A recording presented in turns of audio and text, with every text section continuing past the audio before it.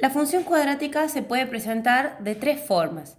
La forma general, ¿sí?, que es y igual a un polinomio cuadrático, donde este primer término sería el término cuadrático, este sería el término lineal, que es el que tiene la x elevado a la 1, y en el que no aparece x, es decir, que x está elevada a la 0, sería el término independiente.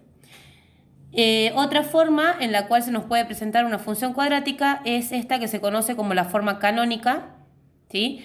Y finalmente nos pueden dar de información una función cuadrática escrita en su forma factorizada, que sería algo de esta forma, ¿sí? Donde a, x1 y x2 son números. Aquí a, h y k son números y aquí a, b, c son números, ¿sí? Otra forma de presentarse las funciones sería en lugar de la y que me figure una f de x, ¿sí? Sería en el lugar de la y f de x. Bien. ¿Qué parámetros nosotros teníamos en el video anterior como parámetros de la función cuadrática? Nosotros teníamos que en una función cuadrática nosotros debemos encontrar dominio, rango, concavidad, vértice, intersecciones con ejes, crecimiento, máximo, mínimo valor de la función y el eje de simetría.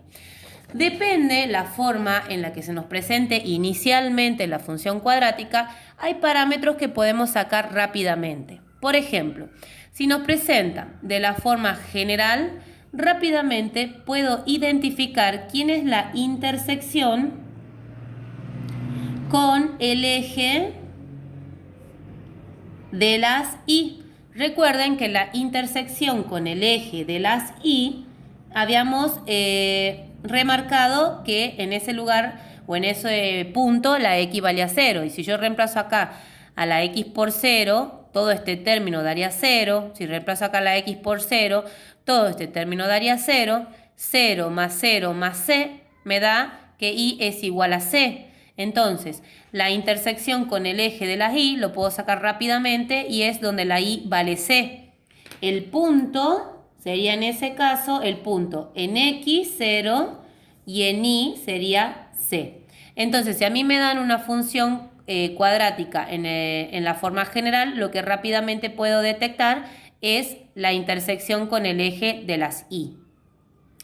En la forma canónica, lo que puedo detectar rápidamente es el vértice. Recuerden que el vértice de la función cuadrática tiene una coordenada en x y una coordenada en y.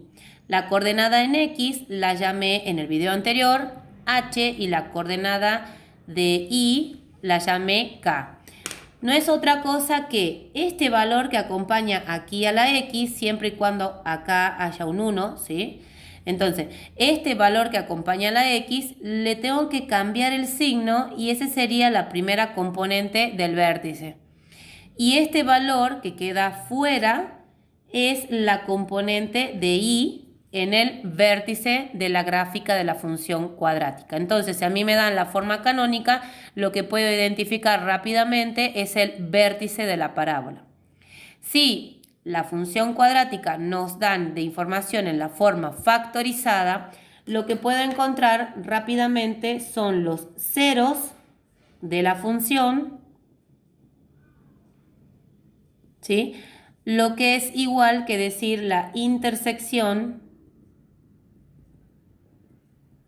con el eje de las x, ¿sí? La intersección con el eje de las x lo llamamos en el video anterior x1 y x2, ¿sí?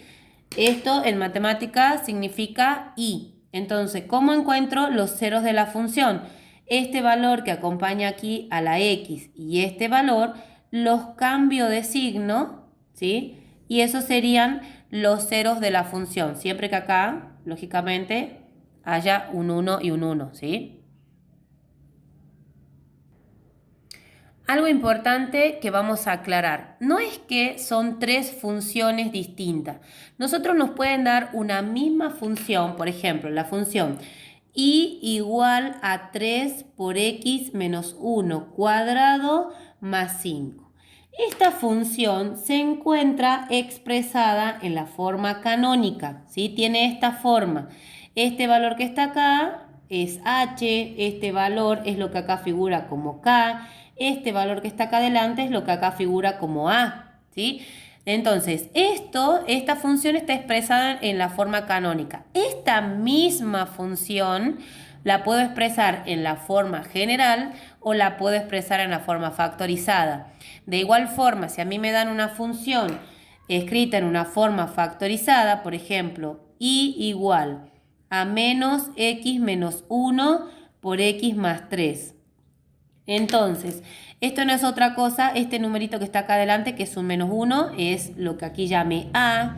Este que está acá es x1 y el que está acá sería x2. Y recuerden que es cambiando el signo, o sea que x1 en este caso sería 1 positivo y el x2 en este caso sería menos 3, ¿sí? Cambiando el signo. Y acá, recuerden que podíamos sacar el vértice. ¿Cómo sería el vértice en este caso?